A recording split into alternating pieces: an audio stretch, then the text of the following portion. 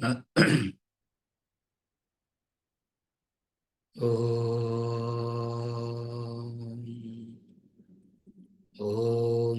सहना भवतु सहनौ भुनक्तु सह वीर्यङ्करवावहै तेजस्विनावधीतमस्तु मा विद्विषावहै।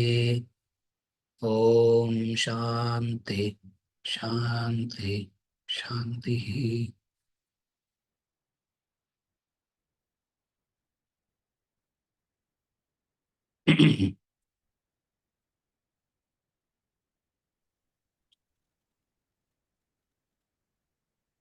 अर्जुन उवाच एवं सततयुक्ता ये भक्तास्त्वां पर्युपासते ये चाप्यक्षरमव्यक्तम् तेषां के योगवित्तमाः।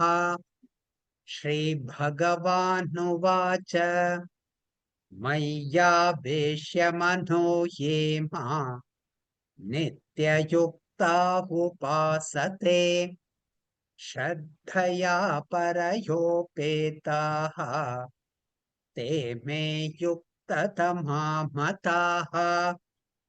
ये त्वक्षरमनिर्देश्यम् अव्यक्तं पर्युपासते सर्वत्र गमचिन्त्यं च कूटस्थमचलं ध्रुवम् सन्नियं येन्द्रियग्रामं सर्वत्र समबुद्धयः ते प्राप्नुवन्ति मामेव सर्वभूतहिते रताः।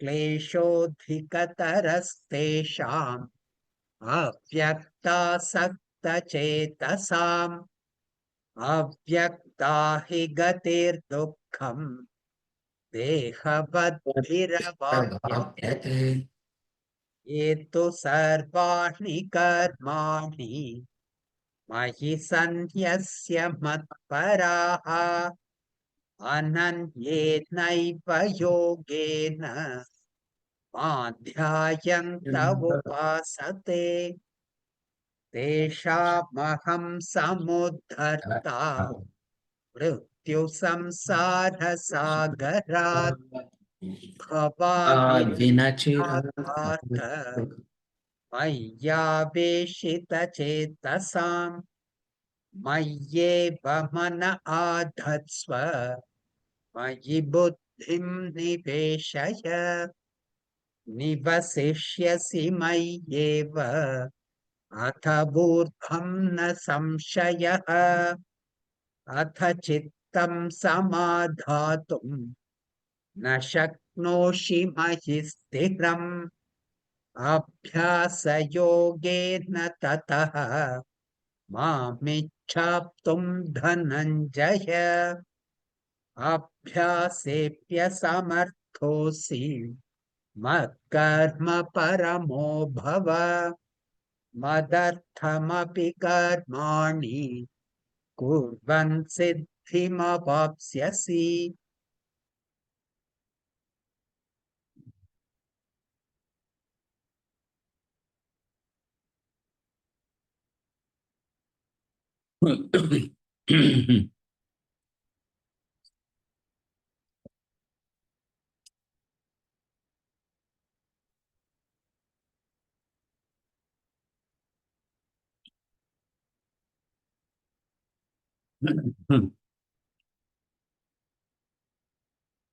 Chapter 12, Bhakti Yoga, started with Arjuna's question.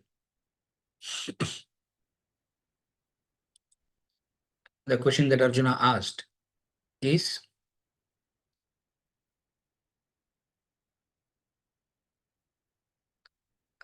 Saguna Dhyanam or Nirguna Dhyanam? Saguna worship or Nirguna worship? Of the two worship, Saguna worship and Nirguna worship, which one is superior?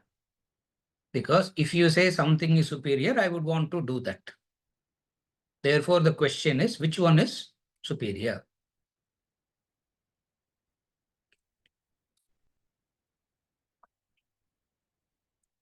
The direct answer to that question is don't ask such foolish questions. That is the direct answer.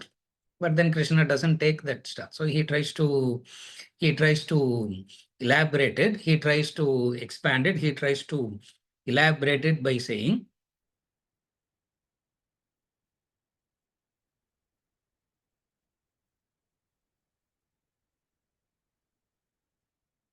the question of the question of the question of superiority doesn't arise. The question of which is superior, which is inferior doesn't arise at all. The question itself is asked because the understanding is not there properly. Therefore, he tries to make sure that the understanding is correct. By ensuring that his understanding is correct, the question gets answered. So what is the question that he asked? Sa guna or nirguna? With attributes, without attributes.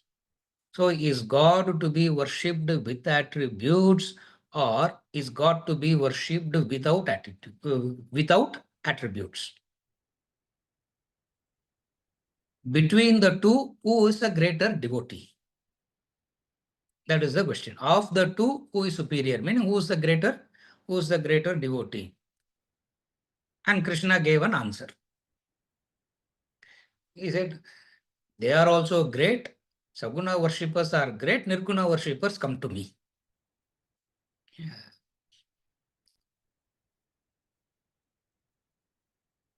He's a very mischievous person, isn't it? Krishna is very mischievous.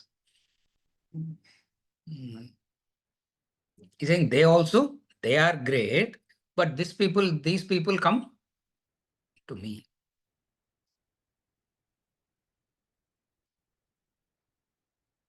We have seen already,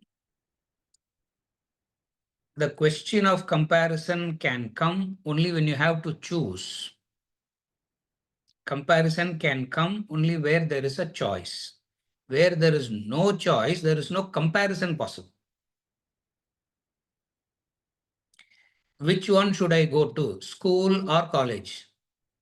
Is that a comparison? So comparison itself is not possible. Or comparison is possible between two equal levels. So where when something is there at two equal levels, then you can compare and ask, is this better or is this better? Isn't it? And the question that Arjuna asking which one is better itself is an indication that he has not understood it. He has not understood what it is. What he should have asked, the right question that he should have asked is, what is bhakti? How to do bhakti? That is the relevant question. But that question he didn't ask. Again, what is bhakti? How to do bhakti, Krishna? Tell me. That is the right question. But that is not the question that he asked. What is it that he asked? He asked Saguna, Nirguna, of the two, which is superior. Question of comparison doesn't arise at all because there is no choice involved. Why there is no choice involved? What Saguna Dhyanam can give, what Saguna worship can give, Nirguna cannot give. What Nirguna cannot give, Saguna cannot give.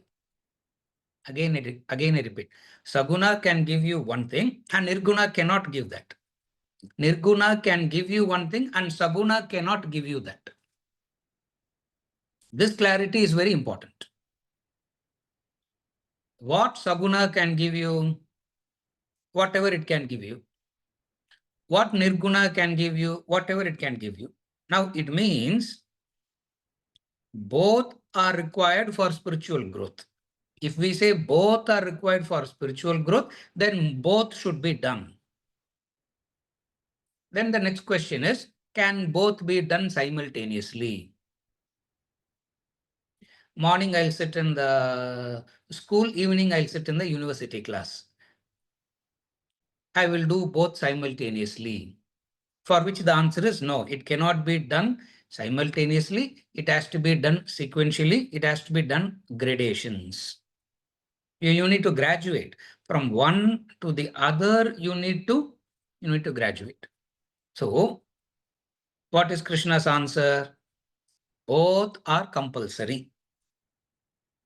Saguna worship is also compulsory. Nirguna worship is also compulsory. That is answer number one. Number two, there is no choice between the two.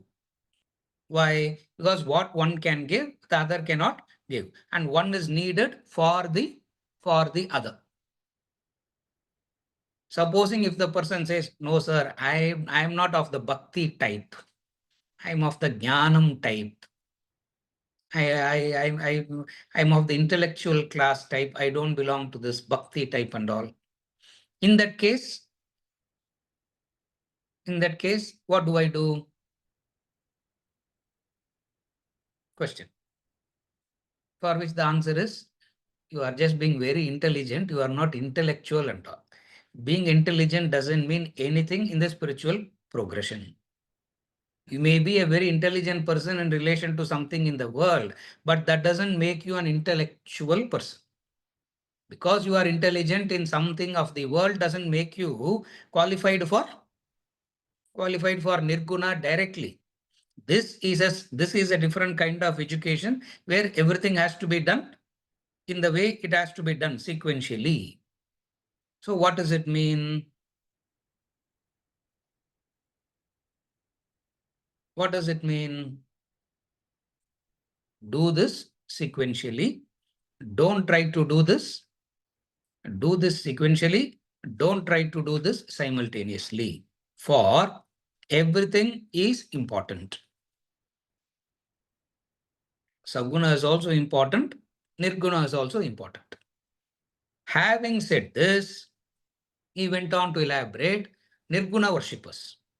What are the Nirguna worshippers? He gave some definitions of Brahman there, isn't it? I'm not going into those verses now. I'm just recapturing, and then we'll go on to the verses 6 and 7 that we are currently studying, isn't it?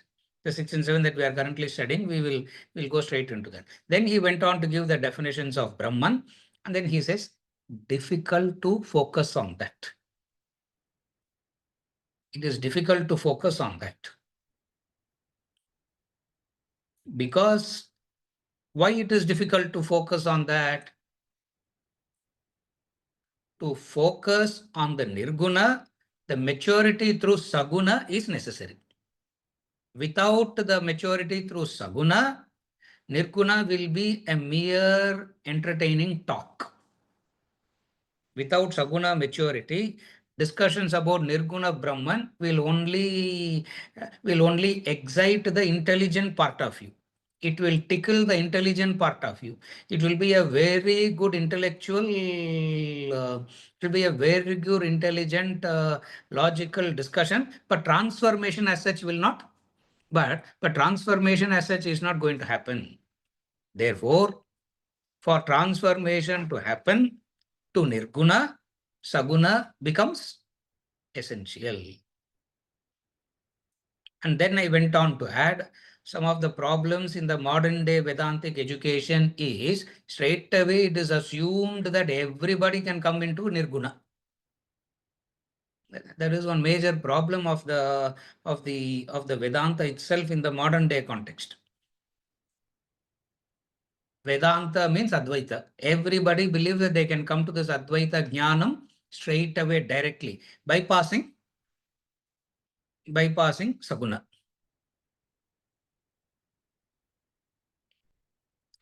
Because you are smart in one doesn't mean you can bypass the sequence here. Carefully follow that. Because you are very good in one doesn't mean you can bypass the sequence here. Why? All that is pertaining to the world is drishta by nature. Pratyaksham and anumanam by nature. Here we are discussing something which is very, very subtle. It means a different kind of maturity, a different kind of preparation is required. That also we saw. And throughout Bhagavad Gita, he goes on reinforcing it again and again and again. What is the reinforcement again and again and again? You need to come to the Advaita. The Advaitam is the goal. The Tattvamasi, Aham Brahmasmi is the goal, but you don't start there. The end cannot be the beginning. Remember this law. The end cannot be the beginning. But then it is so, for the mind that is greedy, it assumes that it can start with. The human mind that is greedy and ignorant and very juvenile and very childish will always believe what? The end can be the beginning. Even in the relative sense, if you look into the world,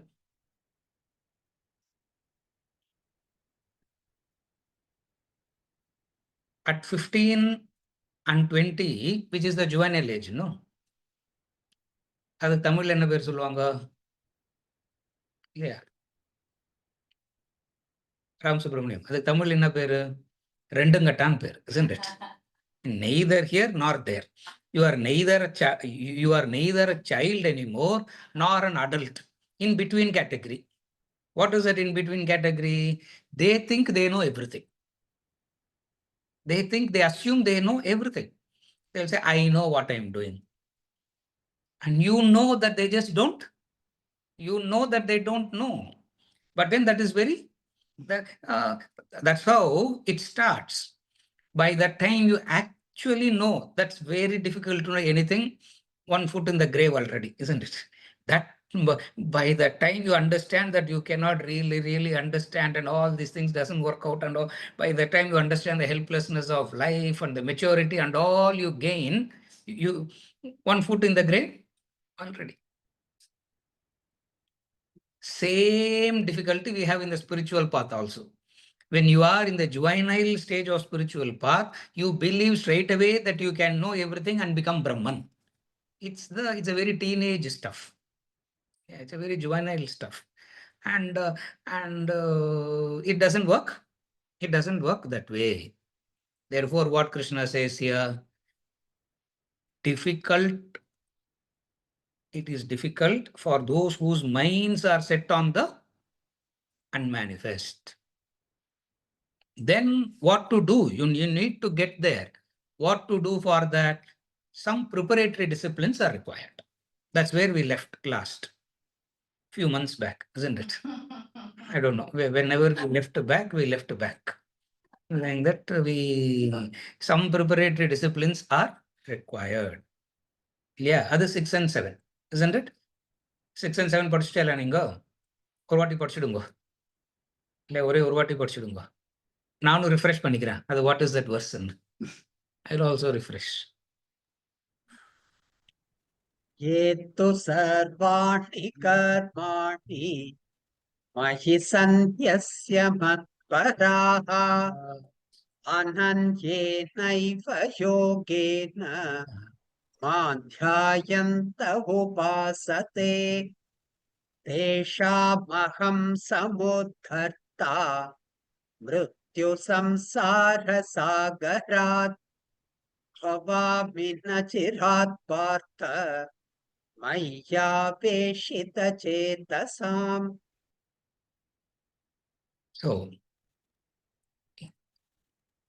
but those who worship me, renouncing all actions in me, regarding me as supreme, meditating on me with single-pointed yoga, for those whose minds are set on me, I become erelong, O Partha, the deliverer from the ocean of death-bound samsara, mundane existence.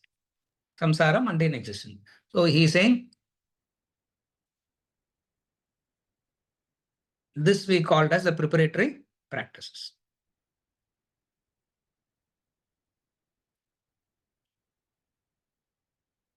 Matparaha, those devotees, sarvani karmani mayi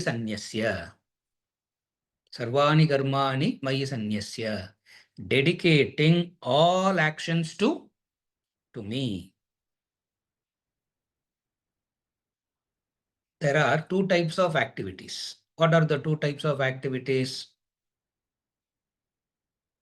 Technically, in Sanskrit, it's called Laukika and Vaidika. Laukika means worldly activities. Vaidika means spiritual activities. Vaidika means that which is ordained by the Vedas. Vaidika means that which is ordained by the Vedas is called Vaidika, and then Laukika. In the modern day context, we can call it as spiritual actions and material actions, worldly actions and spiritual actions. We can distinguish it like that. Now, what is the spiritual action which is different from worldly action? Because somewhere else he said, you need to do your Swadharma karma. That's what you have to keep doing. It means all worldly actions you are told to do. And then now we come and say there are two types of actions. Now there is a confusion. Should I do Laukika karma or should I do Vaidika karma? In order to understand Vaidika karma, you need to understand what is meant by dedicating all actions to God. Are you able to follow the sequence? If you understand what is meant by dedicating all actions to God, then you understand there is no distinction as Laukika karma and Vaidika karma. There is only one karma, which is Karma Yoga. Then the distinction as material action and spiritual action distinction goes away. Now the question is, we have heard it any number of times. Dedicate actions to me. In some context, you will say dedicate actions to God. In some context, you will say dedicate actions to me. From Krishna's perspective, him and God are one and the same. So whenever he says dedicate to God, it means the same. Whenever he says dedicated to me, also means the same. Now the question is whether me or God is not the discussion. What is dedicating to Brahman means? What is dedicating actions to God means? What is dedicating actions to Brahman means? Now, we don't use the word, we have been used to hearing this dedicating actions to Brahman, dedicating actions to Brahman. What is meant by dedicating actions to Brahman? Remember, dedicating actions to Brahman means Vaidikam action means, spiritual action means, Karma Yoga action means, all are one and the same. All are synonymous. What it means is this. Acting in accordance with Raga Dvesha, acting in accordance with Dharma and Adharma. There are two ways of acting. One is acting with Raga Dvesha, another is acting with Dharma and Adharma. Now you bring in these two distinctions, it becomes very clear what he calls as Vaidika karma and what he calls as Laukika karma. If you bring in these two pairs, Raga Dvesha and Dharma Adharma pairs you bring in, then it becomes very clear what is Laukika karma and what is Vaidika karma. What is worldly material actions and what is spiritual actions. What is material actions, worldly actions based on these two pairs now?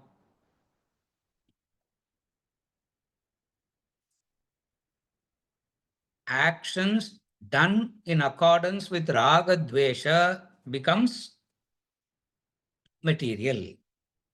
Actions done with Dharma Adharma in mind becomes spiritual. This is the law. Now I will further elaborate this. Now we'll try to expand it as much as we can.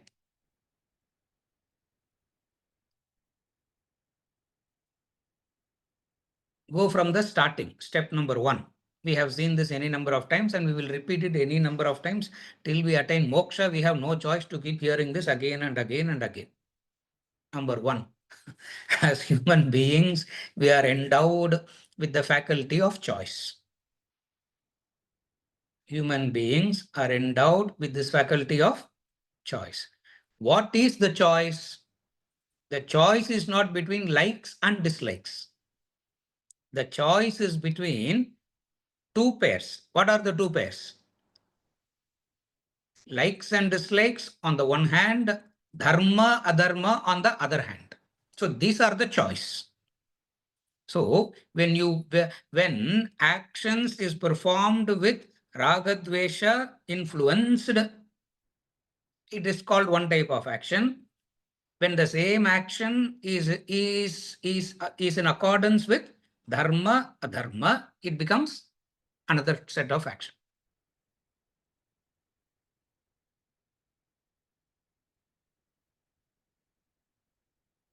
This pair of ragadvesha is created by ragadvesha is created by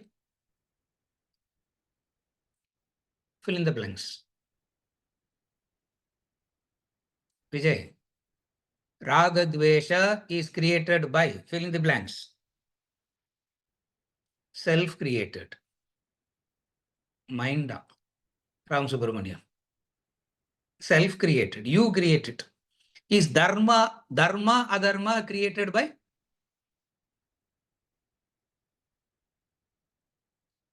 Again, the same question. Ragadvesha is self-created. Dharma and adharma created by? No. It's there from the beginning of the creation. In a very figurative way, we say God. Dharma and adharma. Ragadvesha is self-created. Dharma, adharma is that which guides the entire creation. Now, when you make your choices on on your choices should be in accordance with what? Self-created or that which is created by God. What it should be? It should be in accordance with what is created by God.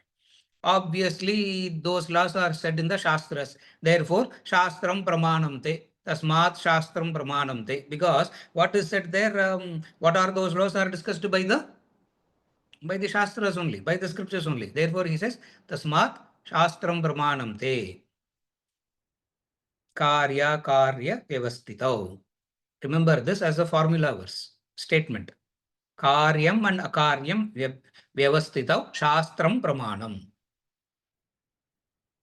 For the vyavastha of karyam and akaryam, shastram becomes the pramanam. The scripture becomes the pramanam, authority.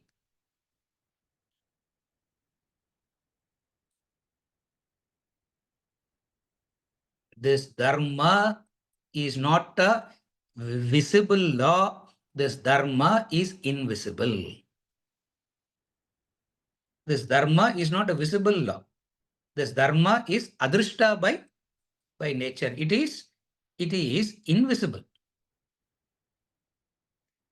Invisible, but manifest, but its manifestations can be seen clearly. Just as the law of gravity is not seen directly by observing the falling of an object, gravity is known. It's not a direct law, but it can be understood only through functions. Are you able to follow? It is not a direct law. It is not in a book form. If it is in a book form, there is no problem. It is not in a book form that has to be deducted, that has to be inferred and followed. Therefore, there is this complication.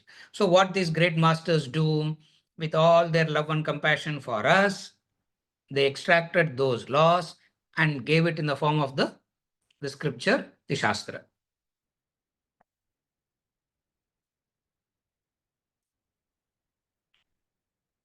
What is it? How is it that the consequence, how is it that the functions of it explains dharma? How does the function explain dharma? Remember the first law of dharma? What is the first law of dharma? What you don't want others to do to you, you should not do. You made a mistake.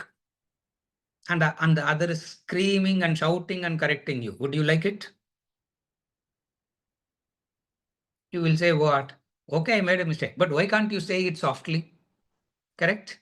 It means, are you able to follow? It means you know what others should do to you. Similarly, what should you do to the other? This is how dharma is known. Are you able to follow? This is how dharma is understood.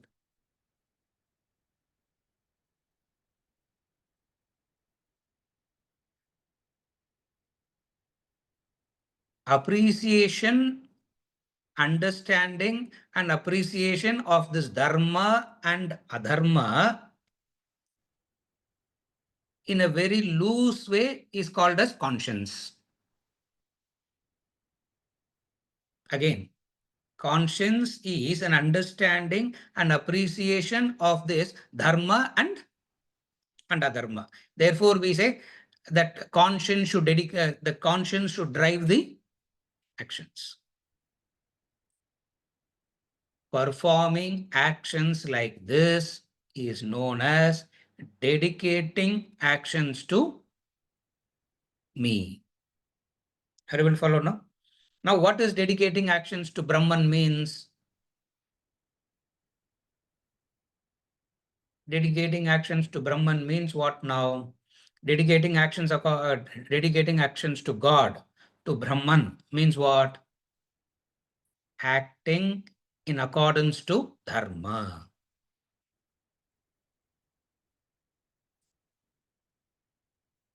Whenever he says act according to, dedicate your actions to me, dedicate your actions to Brahman, it means act according to Dharma.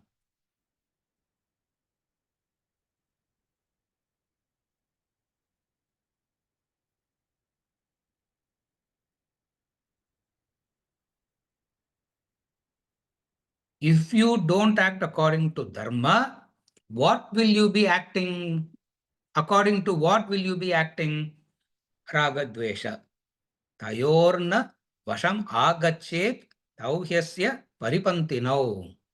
If you act influenced by Raga Dvesha, in chapter 3 he established it very clearly. What are the consequences of acting according to Raga Dvesha? What are the consequences of acting according to Raga Dvesha? Tauhyasya Paripantinau. Shatru. He says it is Shatru. It is inimical to you. Paripantinau. It is destructive. It is destructive. It is destructive. All this is what is meant whenever they say dedicating actions to me. So whenever it is said dedicate actions to Brahman, dedicate actions to me, it means acting in accordance to Dharma.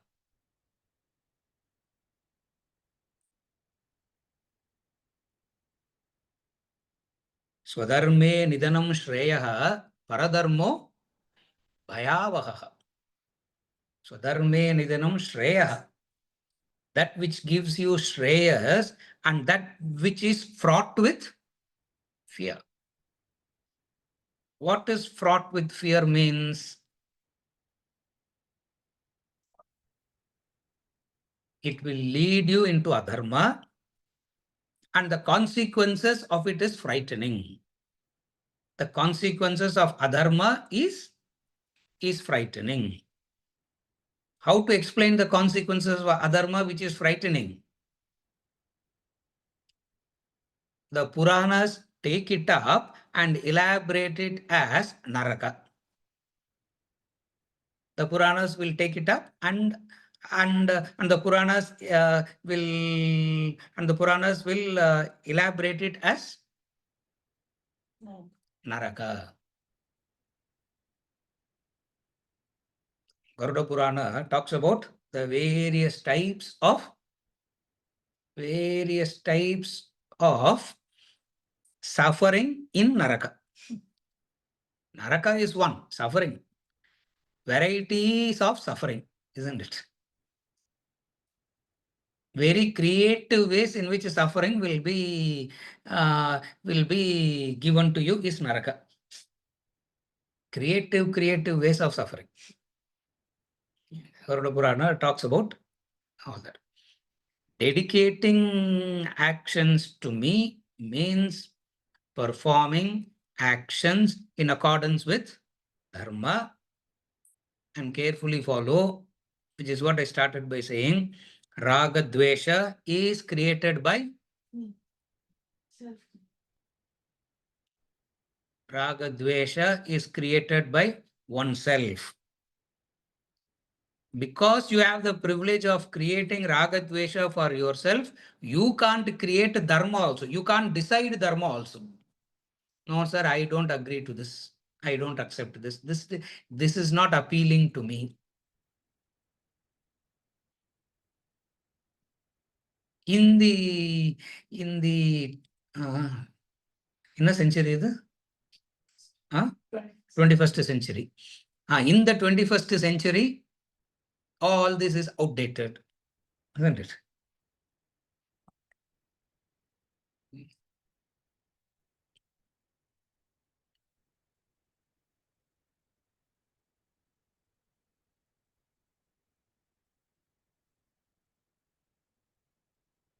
Tell me look at that. No, somebody, I don't know, I forgot who told me.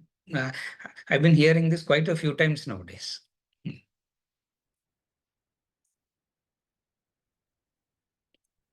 Before getting married, they will choose which mantras to be told by the priest. So the priest should explain the mantras first. And then both husband and wife will say, this mantra I like, this mantra I don't like. This I will say, this I will not say. Why? Because we have given the freedom of Ragadvesha. So we assume that we can choose dharma also like that. Because you have the freedom to choose Ragadvesha, you have the freedom to choose Swarga and Naraka. Are you able to follow again? The freedom to choose Ragadvesha will give you the freedom of, will give you the consequences of getting into Swarga and Naraka alternatively.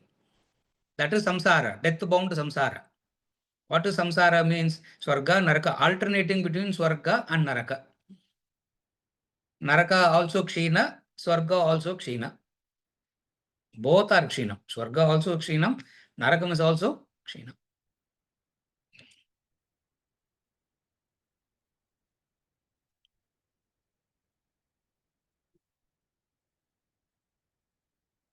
All that is acquired will go through Kshinam, is the law. All that is acquired will be, okay. You build a house and you have to maintain the house with repairs. Maintenance-free houses, sir. Is there a thing like that? Is there a possibility like that? I want to ensure that maintenance is minimum. Is there a thing like that? You build a house, and if you have to maintain, and if the house has to be kept, it has to be constantly repaired and maintained. And even if you constantly maintain and repair it, can you keep it forever? It's called Kshinam. Are you able to follow? Wealth. Wealth you create and you don't convert wealth into house. You keep the wealth as it is, the money as it is. Inflation will come. What is it? Devaluation, inflation. I don't know, whatever it is. And it will ensure that the value keeps on. That is also Kshinam. And then you, in order to keep it alive, you will do so many adharmic things and you will try to keep it alive. And the very fact that you are trying to keep it alive by various means, which is all adharmic by nature, what have you created? The adharma has been created already. Therefore, over a period of time, what happens? Over a period of time, acting according to raga dvesha keeps you bound to the samsara. The way to get out of the samsara, he says, is dedicate actions to me. What is dedicating actions to me means? performing actions in accordance to dharma, and dharma is not your choice. You don't choose. Raga Dvesha alone you can choose. Why? Where it is self-created, you can choose. Dharma is not self-created. But the human ego will like to believe, the human ego will want to believe, and whoever comes and feeds your ego by saying, dharma and adharma also you can choose, you will love that. If somebody comes and tells you, you don't have a choice over dharma and adharma, you need to follow that, your ego will say, your mind will say, your ego will say, இதெல்லாம் old type, it doesn't work at all. Get lost. Therefore, what happens? So much of discussions about Advaita will happen, so much of discussions about morals and values and ethics will happen, but at the end of the day, there will not be any dharma, there will not be any morals, there will not be any spirituality at all, because of what? We believe that we have a choice over dharma. So dedicating all actions to me means what? When your actions are made subordinate to dharma and adharma, that is known as dedicating all actions to me. In a very generalized way, it is called karma yoga. In a very generalized way, it is called karma yoga. Therefore, they say perform karma yoga, perform karma yoga, perform karma yoga. Are you okay till now? Dedicate all actions to me. Then worship me. Then the next point, worship me. What is worshipping me means? Again, I repeat. What is worshipping me means?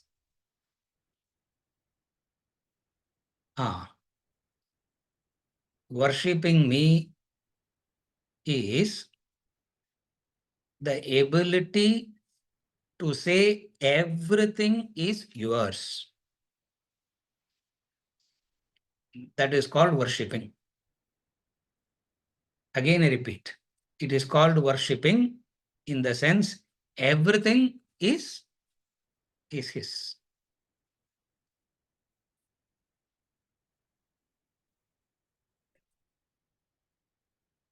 Upon what you place ownership.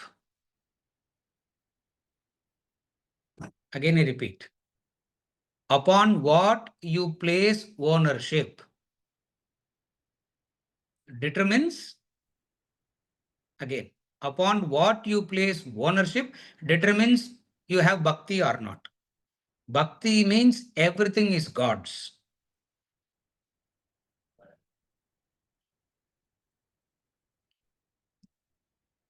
Some are God's, some are mine, sir. Something belongs to God and something belongs to God and something belongs to me. What does worshipping me means? Worshipping me means everything belongs to him. He is the owner.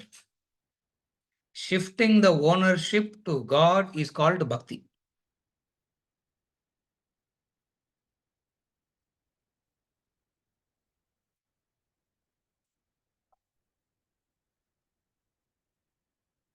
The moment you say everything belongs to God, then what happens?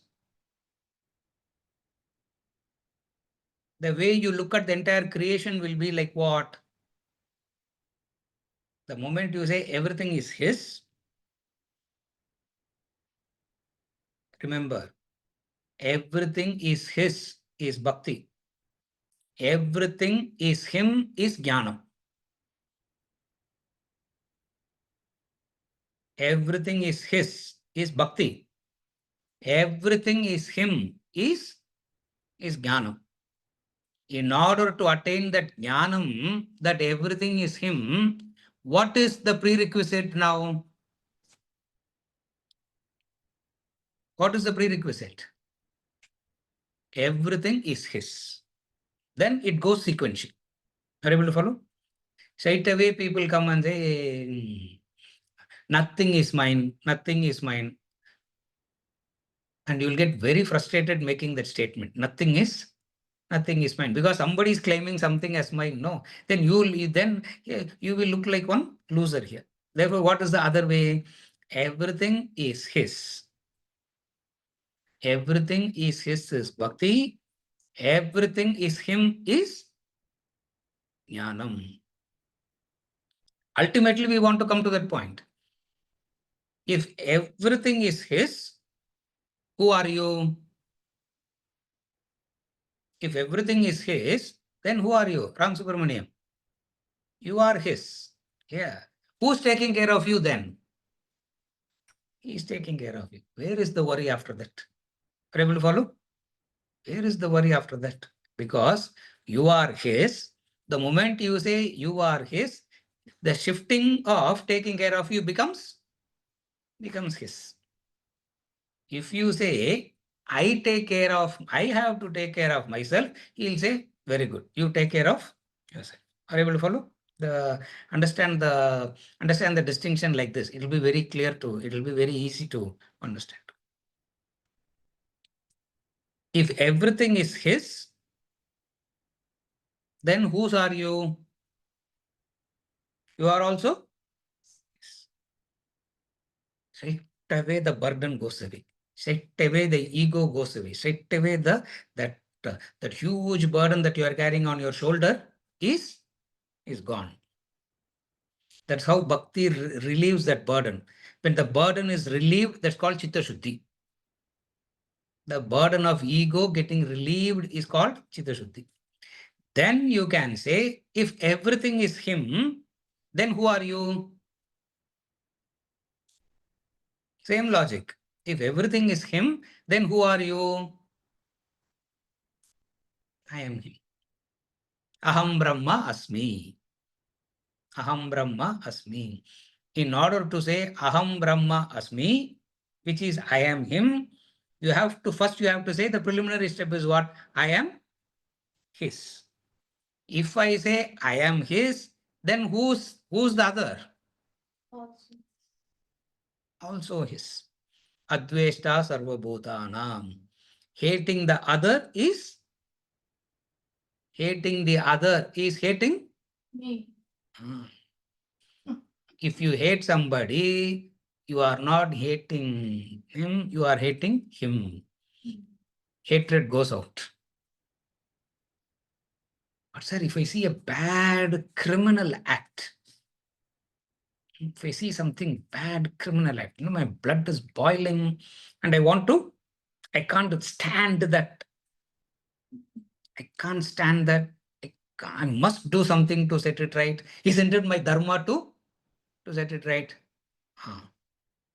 First, have you digested the fact that it is him? Before setting it right, understand. First, have you understood the fact that it is him?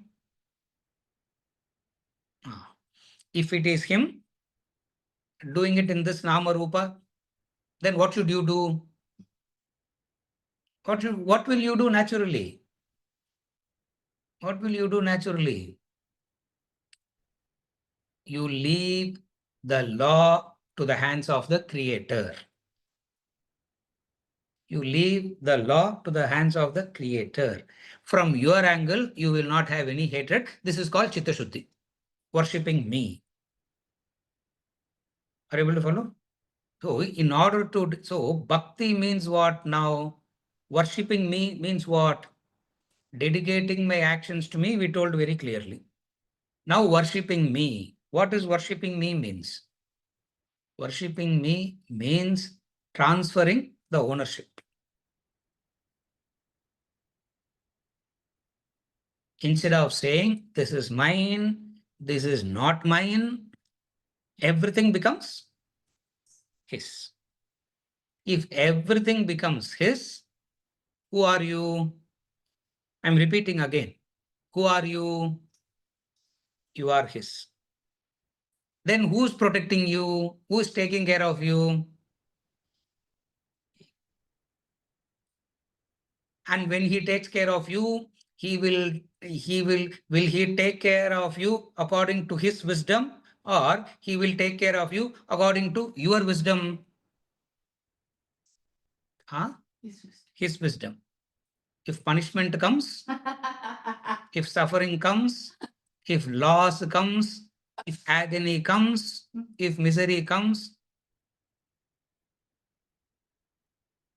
Jayarangan, that is the way of taking care of you. You have no complaints. Are you able to follow? This is called bhakti. This is called worshipping me. This takes care of, this removes the burden. When the burden is removed, that is called Chitta Shuddhi.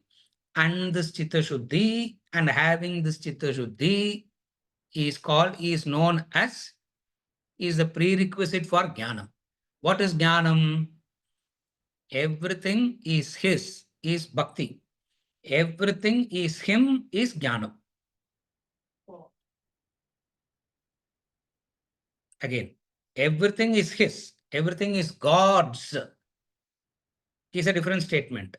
Everything is God is a different statement, correct? Both are not the same. A very small, subtle distinction, but the jump from finite to infinite. If everything is him, then who are you? I am him. That's where the declaration, Aham Brahma Asmi. Oh, there is a beautiful clarity. Are you able to follow? So this is called worshipping. This is called worshipping me. So don't worry about saying everything is him. Say everything is his. What all you call as mine, when you can call it as his, that is called bhakti. What all you call as mine. What do you call as mine?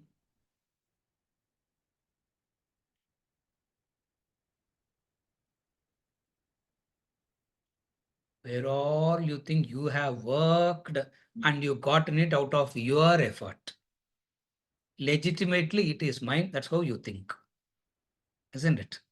On what basis you call something as mine? I worked for it. I gotten it. It is legitimately mine. Now the everything is his means what?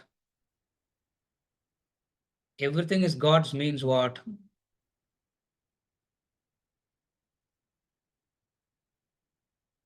You are not the creator, he is the creator. All that you are doing is provided by him. In that sense, everything is his. All that you are doing is provided by him. In that sense, it is his. It is his. It is his.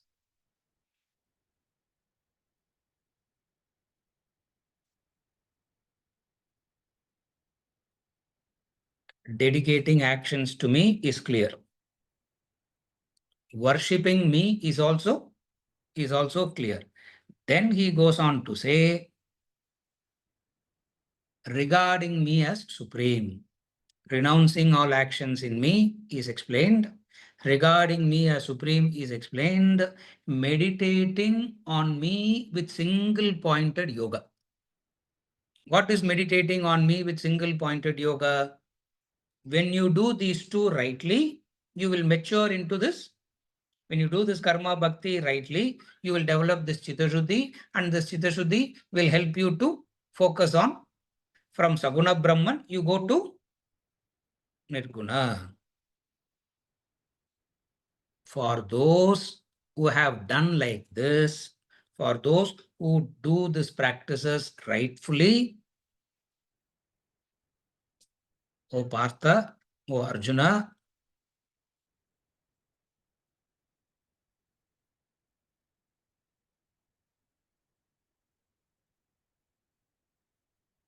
Nachirat Partha, Nachirat. Very soon I will take them away from the samsara. Carefully follow. You don't worry about getting rid of your samsara. He is saying, I will take you out of samsara. Sarvadharman parityajya mamekam sharanam vraja aham tva sarva papebhyaha mokshayishyami ma shuchaha. That's how he's going to conclude in the 18th chapter. 18th chapter is going to say, aham tva sarva papebhyaha.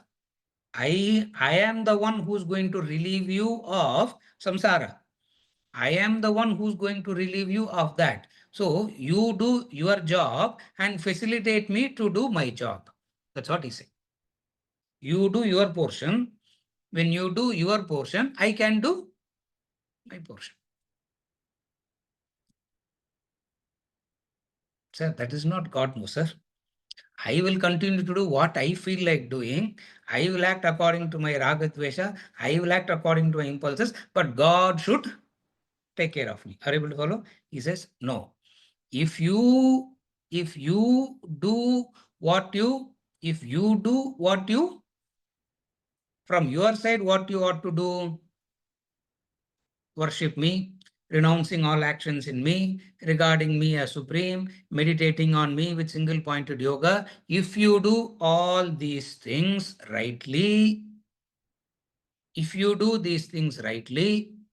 very soon I will take you out of samsara. For taking you out of samsara, you cannot do it by yourself. I can only do it.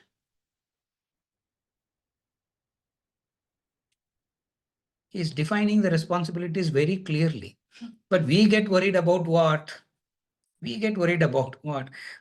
Sir, when will I be free from samsara? When will I attain self-realization? I think that is his problem. And he has given you the assurance. What is assurance? Moksha ishyami ma. I am guaranteeing you. He's saying, I am guaranteeing you. Yeah. When he is guaranteeing you, why fear that? That's where Shraddha comes. He is guaranteeing you and he is going to act and he's going to act on that. Now, for his guarantee to work, you need to do your work. So you do his job, he does his job. And we need not worry about, okay, sir, I am doing my job rightly. In case if he doesn't do his job, sir, I am doing everything rightly, sir. Can there be anybody more dharmic than me in this life? Have you seen, including you? including you, sir. Can there, I am dharmic. Can there be anybody who is equal to me in dharma? Don't all human beings think like that? Okay, here and there I would have made some small mistakes, but that's okay. But overall, who is more dharmic? In the entire creation, who is more dharmic? Me. No doubt about it. The other person is, you are clear that you are very dharmic. In the same sense, you are also very clear that who is adharmic also. Isn't it? You are clear about you are dharmic, you are clear about who is adharmic, and then you look at God. God doesn't seem to have the knowledge of dharma and adharma. Why? Because he seems to support all. He seems to aid and support all the adharmic people, and he doesn't seem to support any of dharma at all. Then there is this confusion. What is the confusion? Who is God supporting? He says, don't worry about that. Nachirat partha. Mrityu samsara sagarat. The samsara is a sagara. And it is mrityu. Mrityu means death. Mrityu means death. Death means kshinam. Kshinam is called death. That's why we say death means change. On what basis we say death means change? Death means it is kshinam. Kshinam means it will end. It will end. The punya karma will come to an end, the papa karma will come to an end. Swarga will come to an end, naraka will come to an end. The cycle keeps continuing again and again, but the cycle doesn't come to an end. How to end the cycle is the problem. Swarga coming to an end is understandable. Naraka coming to an end is understandable. But then you come back to the cycle again. How to end the cycle? That's the question. Oh, you want to end the cycle? The question. I want to end the cycle. Who doesn't want to end the cycle of samsara? Correct? Who doesn't want to end? Everybody wants to end the cycle of samsara. Oh, do you really want to end the cycle of samsara? Yes, sir. I really want to end it. Okay. How much time you have?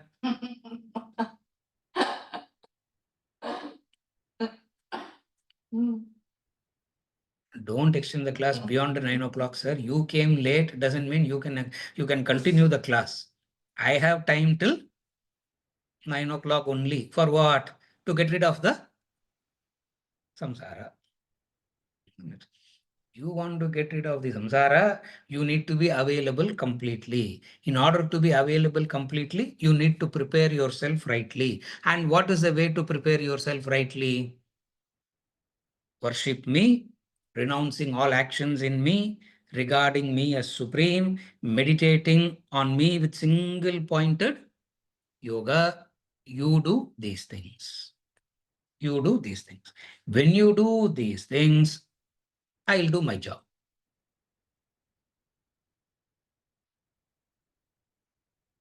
Pakasya vahniva vina moksho na siddhyati. Fire can cook only when everything is prepared and kept. Isn't it? For the fire to do its job of cooking, what you need to do? Cut, clean, put everything together. I don't know whatever you want to do, everything together, and then leave it on the stove. It gets cooked very fast, isn't it? Does cooking take longer or preparation take longer?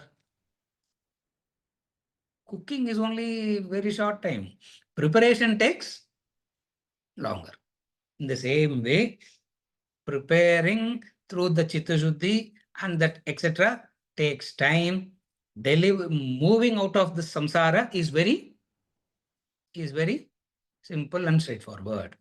Therefore, he says, Tesham aham samuddartha. Tesham, those. Who are those? In verse number 7, he says, Tesham. Who are those Tesham? Those of verse number 7. Those whoever follows verse number 6. Whoever has followed verse number 6, I remove them. I deliver them from this.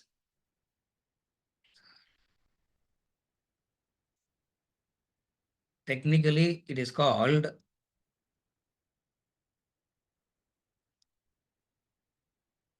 Sahakari karma, actual karma. That's what I said, Atmapodha was. Pakasya vakniva jnanam vina moksho siddhyati. Those who have understood this knows what to do. Do you prepare everything and then light the stove, or light the stove and then go to the market to buy vegetables? You know the sequence, no? You first to procure the vegetables, clean it, cut it, put everything in the vessel, water, and then light it up. Are you able to follow? You can't do the reverse. What is the reverse? You can't light the stove and then start looking for everything.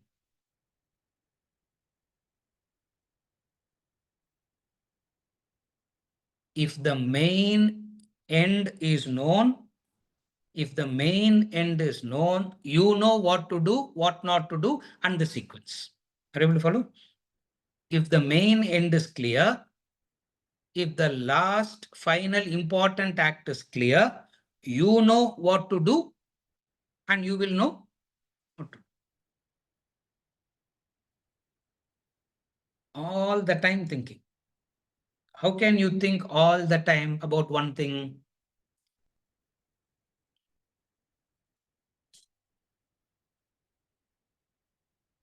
It is like a mathematician trying to solve a problem. He is showering, he is eating, he is sleeping, he is driving, he is doing everything. But in and through all that, where is his focus? Focusing on trying to solve that problem. They are saved from the samsara, which is fraught with, death.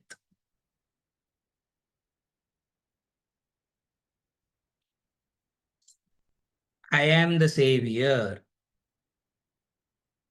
I can save you. Again, I'm repeating. I can save you only when you do what? Only when you do what you are. Only when you do what you are supposed to do. Are you able to follow?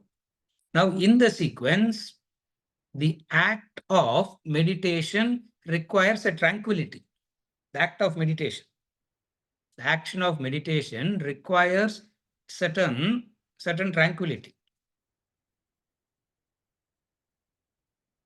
Tranquility comes when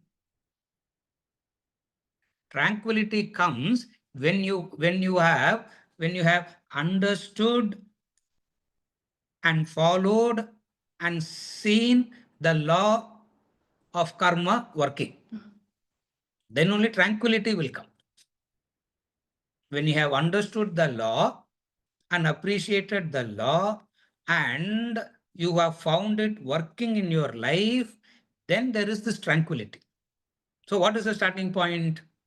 Tranquility is not the starting point. Understanding, appreciating, and ensuring that your actions are in accordance with the law is the starting point. When you do this, the consequence of it is tranquility. The tranquility becomes the prerequisite for meditation. I started in the reverse order. Meditation, tranquility, action. What is the right sequence? Action, tranquility, meditation. For knowledge, for jnanam to work, you need a maturity. What is human maturity? What determines the maturity in a human being? Neutralization of raga dvesha. That's called maturity. We say this person is mature. This person can act, he is a very matured person, we say. It means what? He's not acting on emotions, he's not acting on impulses. He takes into consideration the welfare of all and does an action. Correct? Who do we call as a mature person? A person who's acting impulsively, influenced by likes and dislikes, will you call that person mature? Because the person has gone old, will you call that person mature? Because the person have gray hairs, will you call that person mature? I went completely gray at 17 itself, and I was nowhere near maturity.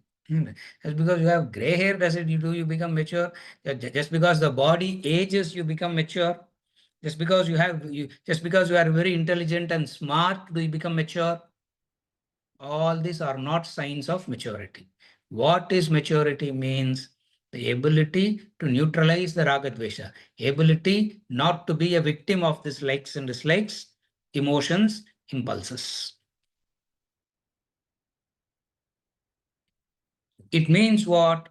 You have dismissed raga dvesha and chosen to follow dharma. It means you have chosen to dismiss raga dvesha. If you choose to dismiss raga dvesha, you have to choose something else. What is the something else that you have to choose? That dharma. And when you choose this dharma, there is no conflict. There is no conflict because raga dvesha brings in conflict. In dharma, there is no conflict.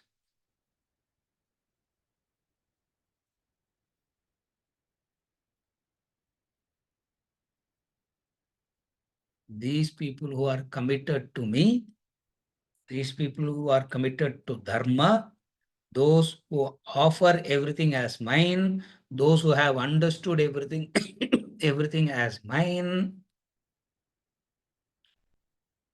I give them freedom from samsara. When I give freedom, how long it will take to give you freedom? Very soon, very soon, very soon, very soon.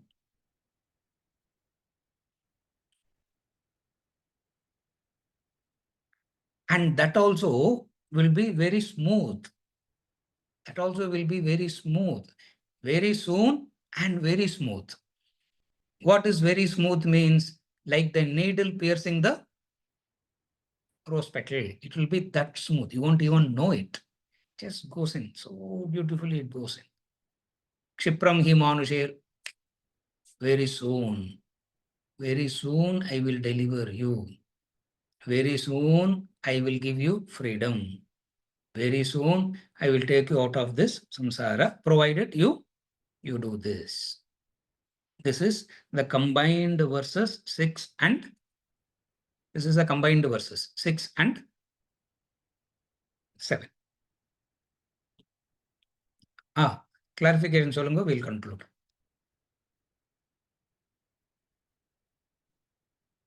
Yeah, I'll come to clarification. Bharat. Is adharma desire?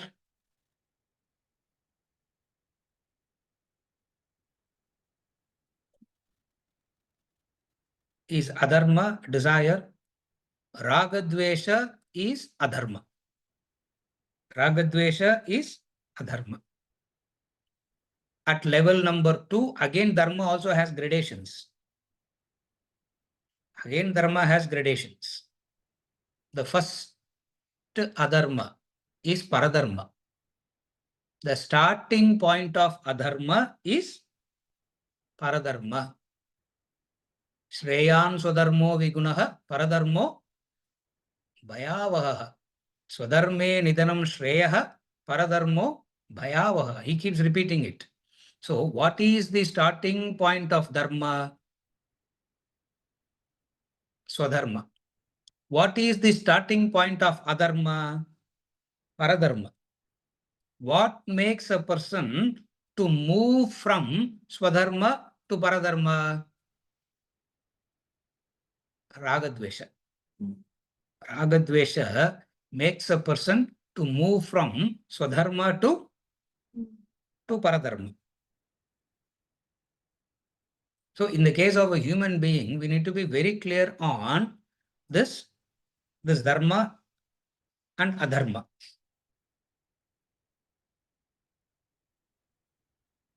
At any given point in time,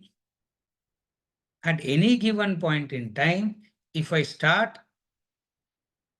my paradharma activity, I have gotten into adharma. So, Bharat, starting point of adharma is not failure in morals and ethics. The starting point of adharma is paradharma. The moment you get into paradharma, the vulnerability to temptations and the lack of satisfaction will make you to violate the law. In Swadharma, there is a satisfaction. There is a relative satisfaction, there is a relative contentment. The relative satisfaction and contentment itself keeps you in the path of dharma to a large extent. You follow the difference. Therefore, the starting point of violation of dharma is paradharma. The entire Bhagavad Gita, if you have to summarize in one word, get back to your swadharma. Arjuna wants to go to paradharma. Krishna is saying, get back to swadharma, howsoever painful it is. Howsoever painful it is, Get back to your Swadharma. Get back to your Swadharma. Arjuna wanted to move to Paradharma. Because of what? Because of the Raga Dvesha, the pain, the attachments. The pain, the attachments, the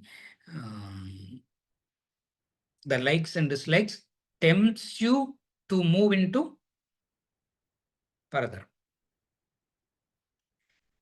Having gotten into Paradharma, can a person be dharmic? Impossibilities. Impossibilities. You cannot be dharmic in, that's where he says, even if you are a successful person in Paradharma, avoid that. Carefully follow. You may be materially successful. Carefully follow that.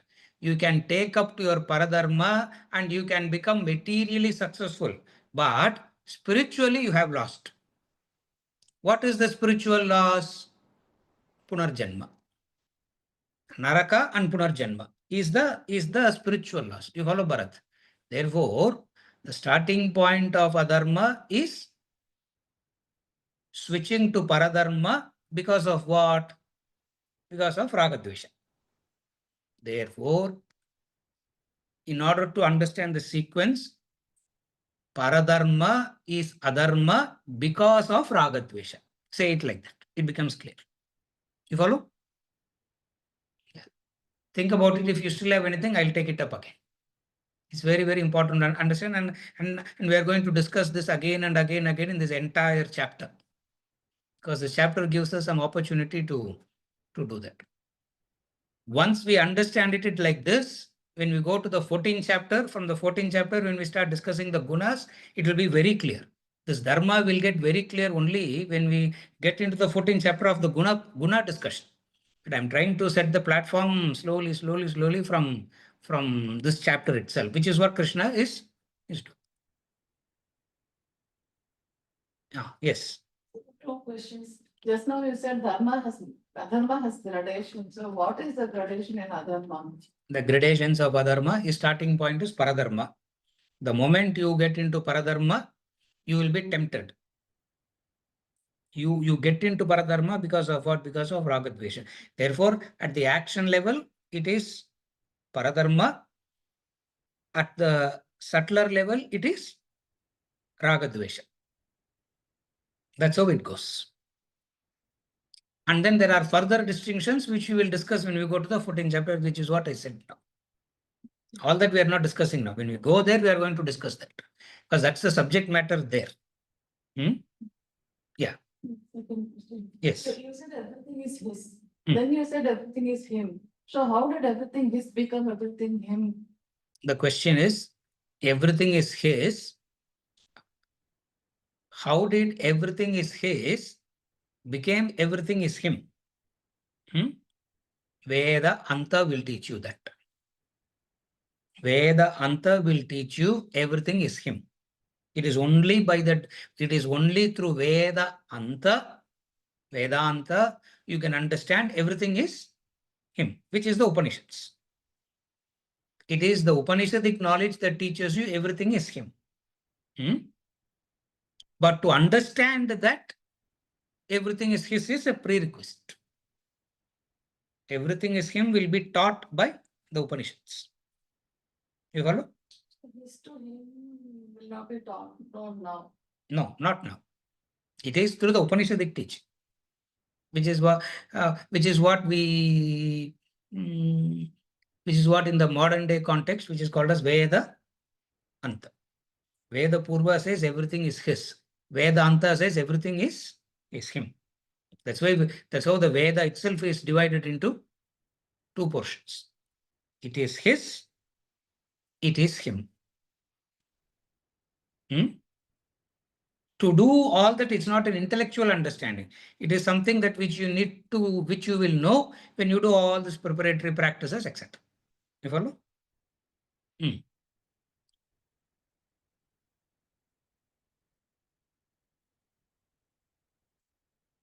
Same clarification. Vijay Lakshmi is asking. Everything is his.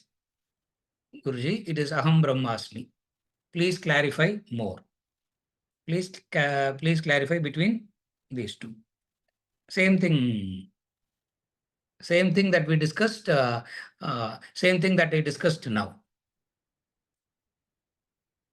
Everything is his means who caused everything to create? Are you able to follow? Who caused everything to come in? Who created the 5 elements? Who created the Panchabhutas? Who created everything? Him. Therefore, everything belongs to him. Everything is his. That is one level of understanding. The second level of understanding, which is Vedanta, which is which is not being discussed in this chapter, is Aham Brahma Asmi. Aham Brahma. If everything is him, Vedanta will come and tell you, don't say everything is his, say everything is him. Hmm? If everything is him, logically, what should you say about yourself? I am him.